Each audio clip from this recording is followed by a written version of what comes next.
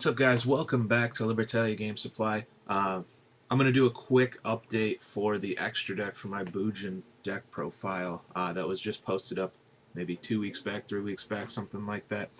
So the update that's being made here is in the extra deck with these 3 cards, and I'll explain that, but I wanted to throw the whole deck list up here if you just wanted to see that quick. This one that's kind of hidden is Hirume.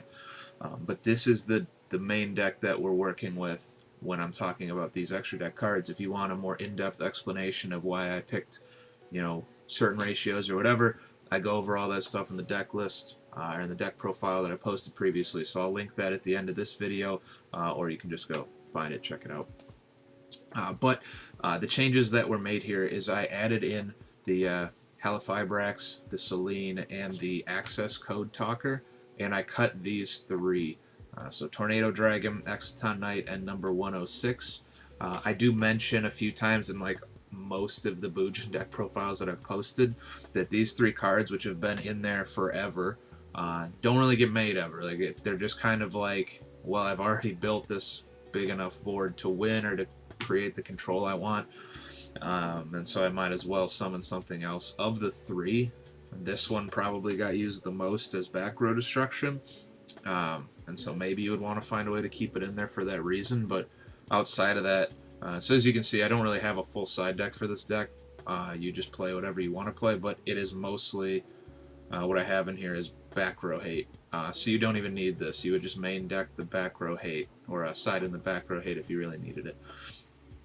So that's why that got cut. The Exciton got cut because it's pretty much just Zeus, but weaker. So I figure any scenario where I would want the Exciton, I could probably also just make the Zeus. The only downside when comparing the two is this: I can make main phase 1 and then blow up the board without having to succeed in a battle phase. With Zeus, you would need to have an Xyz on board that survives, obviously. So that would be the only issue there. But even then, I don't make Zeus all that often. When I do, it's like a kind of like an oh shit like reset button, or it's because he's got a 3,000 body, and I just wanted that on the field. And then the 106 I cut because I really only had it in there as like a flex, because I was able to find one of the World Championship Series prize card versions. It got reprinted as a super rare in that Duelist from the Deep set, so I figured the flex is over, we'll cut it, make some better decisions for deck building now. The reason the Digesto Emerald is here is just because I was considering fitting this in when I was going to cut just this initially before somebody brought this idea to me. So it might still be an option if you like it. The only reason I thought it could fit is because the deck tends to grind a little bit. Like, you can create OTK power, but you don't usually. You'll usually come up just short. So if you end up having to get into a back and forth, being able to pull some of your resources back out, put them back in your deck, and getting that draw can be useful, because you burn through all of your monsters pretty fast once you get the Torifun going and all the rank ups and everything. You can burn through all of your monsters in a couple of turns. So that was my thought there, and I might still try to find a way to fit that in. If I were gonna try to fit something other than what's in here, this would probably be the first thing to get cut. This Ahashima, it's just not. It's kind of the reason it was in there previously is because it has that special summoning effect to pull from your hand and your graveyard to put new materials. But really, if you have the materials on board to make this in the first place, you're just going to make one of these instead, most likely, from here to here, we'll say. And not bother with that unless you need to hit that back row, which really, if it's like game 1 and you didn't side in your back row hate, maybe you need that, but for the most part, I don't really summon it, so I could see this getting cut. And it can't be used as link material, so that's another huge knock against this card. If you could link up with this, I make it way easier. You actually could go hard into this access code talker through Selene, but you cannot. So anyway, we'll get to the new stuff here. So this is that link climbing play I think you guys are pretty familiar with, where you go into Hulk will special summon the Veiler, then you're going to link them away for the Selene, and then Selene is either going to use its effect because there are enough spells in the graveyard or on the field, to pull another body on board, or you'll use one of your other special summon outlets and then go into access code. This isn't like your main play, so for sure the main line of play is still going to be the F-Zero. Where is it? Right there. Going into that F-Zero plus Amaterasu play off of the 2-card combo between Torifuna and Arasuda. That was for sure the way I would go every time, if possible. However, we're only playing 1 and 1 because they're kind of hard to get to. They take up a ton more extra deck space if you're going to play extra copies, and if they get outed, you probably need some other big bodies on board. So you have some decent secondary monsters in like the Susanoo's got some fun little plays.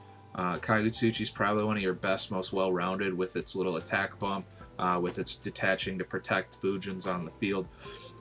So that's a really nice monster, but none of them really have the punch that like an F-Zero has with its like full floodgate shutdown effects. So that's what the idea was, where this fits into the deck really nicely because the cards you would use to run through this line are the ones you wouldn't want to draw in order to run through this line. What I mean by that is the play here would be more than likely as you open, whatever, Mahitatsu plus one of your tuners here. The tuners are necessary for the small world, so that all fits into the deck already pretty well. So Mahitatsu plus any other Bujin card plus one of your tuners in hand can more or less get you to access code, assuming it's been more than just your opening turn, or if it's on your opening turn and you have a way to burn through some spells. But we don't play that many spells in the deck that you would just be able to burn through, so it would be a late game play to be able to use Celine's effect. But basically, Mahitatsu, you're going to discard the special summon, you're going to normal summon your tuner, link up into your Hulk, Hulk going to get your effect Veiler, and then you continue the play from there. The reason that works really well is because Small World is here to get Torifune or Arasuda, depending on which one you don't have in your hand. If you have neither, then you would go for the Torifune. But because our Small World targets are Effect Veiler and Ghost Ogre with 0 attack in 1800, or 0 and 1800, 0 and 0, and they're light, you cannot Mahitatsu into a Torifune with Small World, and you cannot use one of your tuners into a Small World to get to Torifune because of the requirements of Small World. Sorry. I was going to try to explain how Small World works, but you guys can read this story on your own. I'm sure you guys got it figured out by now. So, yeah, the cards that would be bricks in terms of Small World getting to this Torifune or this Arasuda end up being useful in their own right with a secondary like power play. So that was the idea there. So I just wanted to share that. Once again, if you wanted to check out the deck profile to have a little bit more in-depth explanation of how all this stuff is meant to work together, definitely go check that out, or leave comments down below if you have questions about this. I really like this build.